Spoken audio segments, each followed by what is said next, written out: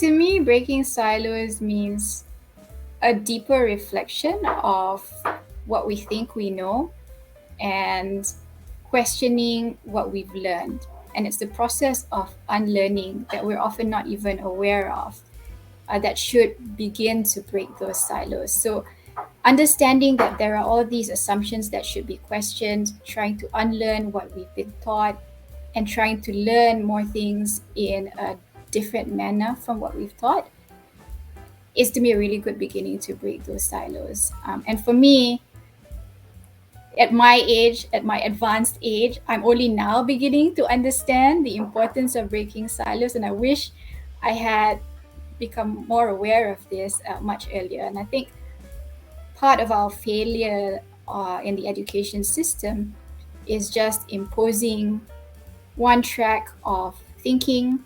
memorizing usually, and not really encouraging constructive critical thought, but questioning also kind of the Western frameworks that you and I have become so used to, really trying to understand what it means to be Southeast Asian, what our historical and traditional principles and approaches have been in order to make a mark for ourselves in the future. And I also wanted to learn a little bit more about my own culture first. Because I feel that if you want to go out there and you want to, tell the people why you are different, the way for you to have good conversations is when you really know your own self, you know your own identity, and you can defend your identity for whenever people are saying things that's negative or wrong about yourself. So it's important to me that when we are trying to defend ourselves or trying to put ourselves across there to break those mini silos that's happening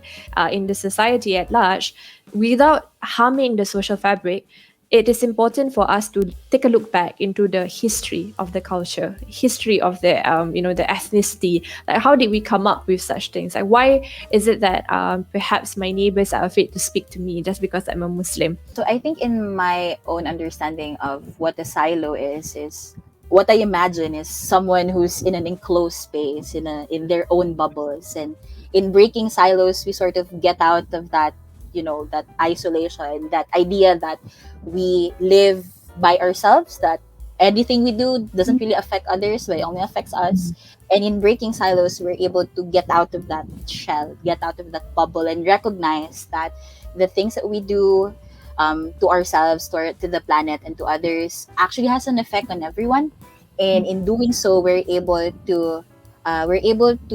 do things better. We're able to approach and interact with others better, and we're able to create projects that are not really for the individual or the personal gain, but more of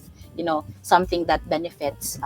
a lot of other people. Yes, I think these silos, we all kind of experiencing silos in this pandemic era because we're staying at home, away from people, just staying in our area. So I think silos is that kind of feeling, and silos also something that is centralized and not evenly distributed and not evenly shared to everyone. So for us, breaking the silos would mean working together hand in hand to again decentralize the information, knowledge,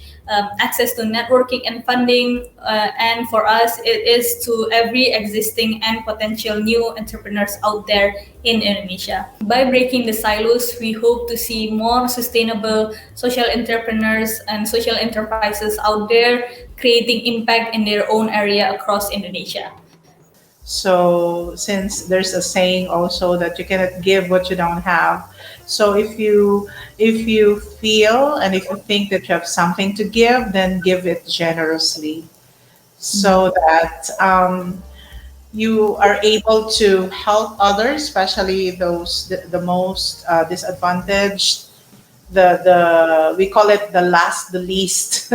and the lost, they would say. But at least even how little contribution you have given, I think it will create a big difference already, and it will also radiate to other people, and those people who are passionate to help can also help others. So it's just lending a hand, giving it to those who are in need,